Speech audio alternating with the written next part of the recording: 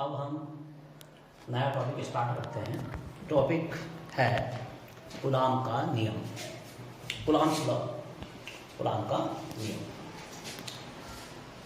जैसा कि हमने पहले आपको बताया है कि दो आवेशित वस्तुओं के बीच आकर्षण या प्रतिकर्षण का बल लगता है। समान आवेश वाली वस्तुओं के बीच आकर्षण का बल और विपरीत आवेश वाली वस्तुओं के बीच प्रतिकर्षण का बल लगता है। आवेशों के बीच इस बल का परिमाण कितना है, इसके लिए प्रयोगों के आधार पर कूलॉम नामक वैज्ञानिक ने एक नियम दिया है जिसको कूलॉम का नियम कहते हैं। कूलॉम के नियम में जैसे माना Q1 और Q2 दो आवेश हैं जो एक दूसरे से r दूरी पर स्थित हैं।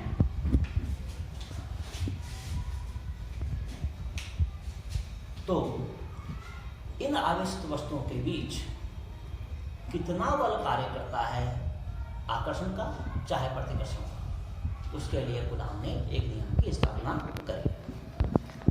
जैसे 11वीं में आप न्यूटन का गुरुत्वाकर्षण बल के बारे में आपने पढ़ा है, उसमें आपको पता है कि दो द्रव्यमानों के बीच में जो बल लगता है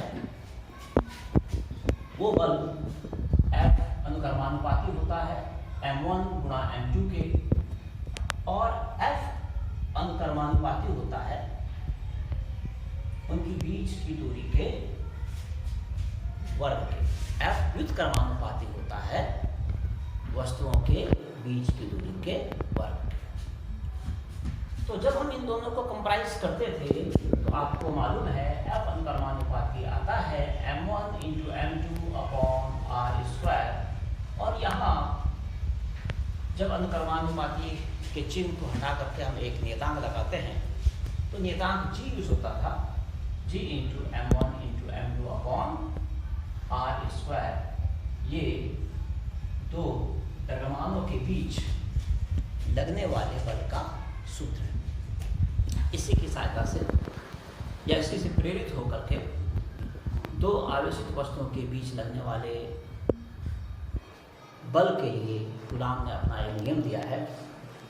कूलॉम ने जब प्रयोग किया तो उसने ये पाया कि दो आवेशित वस्तुओं के बीच लगने वाले बल F उन दोनों आवेशों के परिमाणों, उन दोनों आवेशों के गुणनफल के अनुक्रमानुपाती, उन दोनों आवेशों के परिमाणों के गुणनफल के अनुक्रमानुपाती और उनकी बीच की दूरी के वर्ग के व्युत्क्रमानुपाती होता है, अर्थात F अनुक्रमानुपाती 1/r²। जब इन दोनों को कंप्राइज करेंगे, दोनों को आपस में मिलाएंगे तो F अनुक्रमानुपाती Q1 into Q2 upon r² आएगा, और अनुक्रमानुपाती का चिन्ह हटा करके जब यहाँ एक कांस्टेंट लगाएंगे तो यहाँ कांस्टेंट g नहीं लगेगा, ये अलग चीज है। यहाँ कांस्टेंट लगता है k, तो वैल्यू बन जाती है F equal to k into Q1 into Q2 upon r²।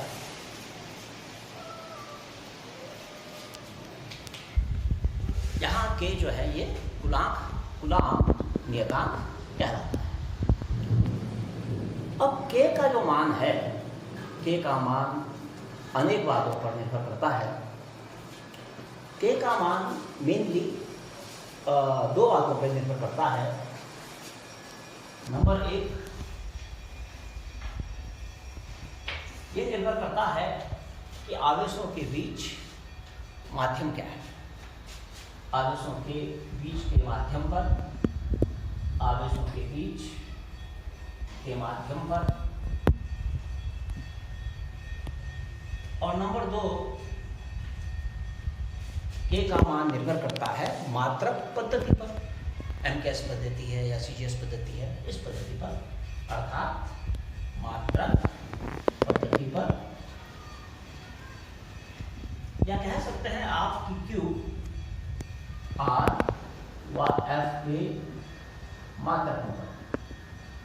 मात्रकों पर, तो इस तरह से k का मान दो बातों पर निर्भर कर रहा है। नंबर एक, आवेशों के बीच के माध्यम पर, और नंबर दो, आप कह सकते हैं कि क्यू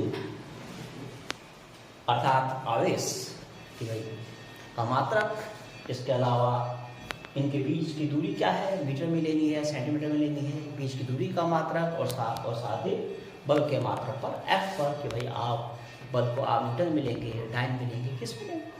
ठीक है, तो एसआई पद्धति में ये देखा गया कि अगर दोनों माध्यमों के बीच अगर निर्वात हो तो के का मान कुछ अलग आएगा। अगर दोनों माध्यमों के बीच दोनों आवेशों के बीच माध्यम कुछ और हो, जैसे जल हो, कांच हो, तो फिर के का मान कुछ और आएगा।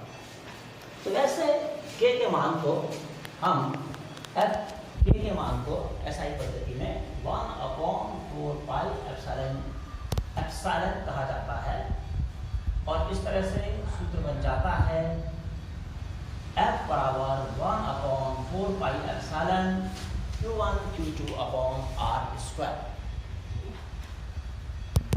अब यहाँ पर एप्सिलॉन क्या है? एप्सिलॉन यहाँ पर है माध्यम की वैद्युतशीलता। यहाँ पर एप्सिलॉन है माध्यम की वैद्युतशीलता। एप्सिलॉन को हम यहाँ पर ये ई की तरह का सिंबल है, तो हम माध्यम की वैद्युतशीलता कहते हैं। एक तरह से वैद्युतशीलता है। यदि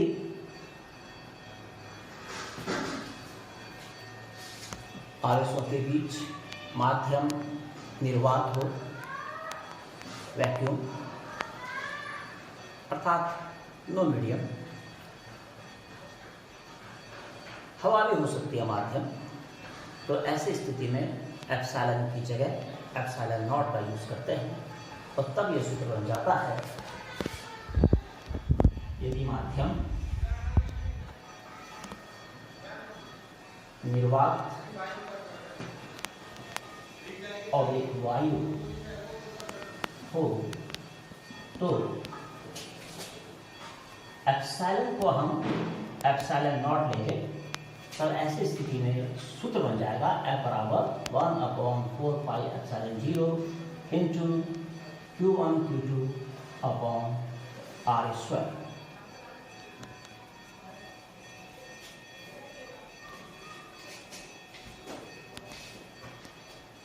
ये जो आपका 1/4 पाई एप्सिलॉन 0 है, एसआई पद्धति में इसका मान निकाला गया है। एसआई पद्धति में इसका मान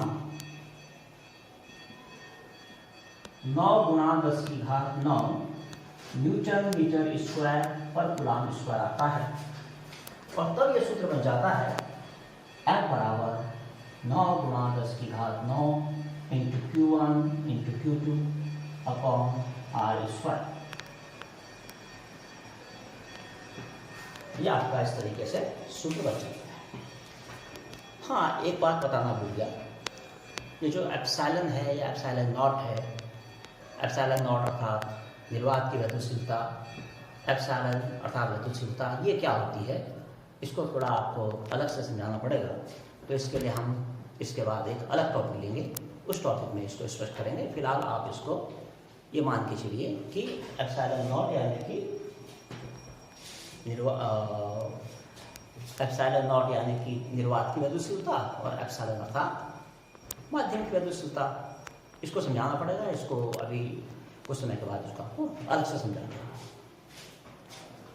तो फिलहाल इतना आपकी समझ में आया। ये जो कूलॉम का नियम है, इसको एक बार और देखते हैं। कूलॉम ने परिगुण के आधार पर यह बताया था कि दो आवेशों के बीच लगने वाला बल उन दोनों आवेशों के परिमाण के गुणनफल के अनुक्रमानुपाती और उनके बीच की दूरी के वर्ग के व्युत्क्रमानुपाती होता है। तो इसको इस तरीके से हम लिख सकते हैं। जब इन दोनों समीकरणों को कंप्राइज करते हैं तो F Q1 Q2 upon R square आता है। अनुक्रमानुपाती का चिन्ह हटाते हैं, कांस्टेंट लगाते हैं, तो आपको F इज इक्वल टू के Q1 Q2 upon R square प्राप्त होता है। के यहाँ पर कूलाम गुणांक है। के का मान दो बातों पर निर्भर करता है।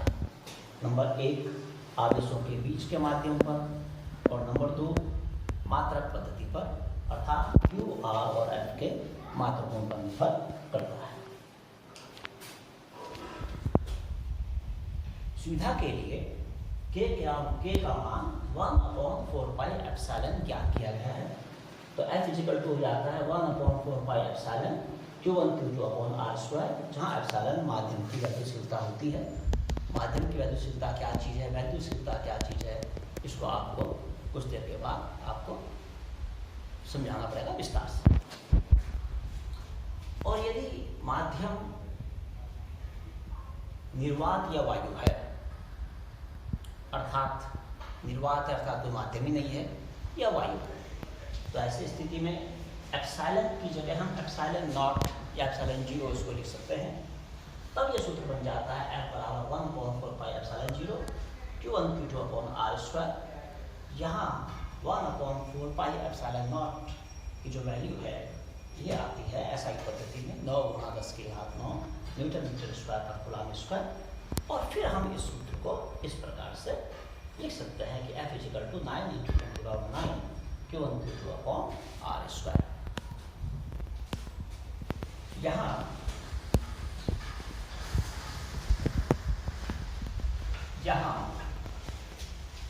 एप्सिलॉन 0 अर्थात निर्वात की विद्युतशीलता, इसका मान 8.85 × 10⁻12 कूलाम स्क्वायर पर न्यूटन मीटर स्क्वायर आता है।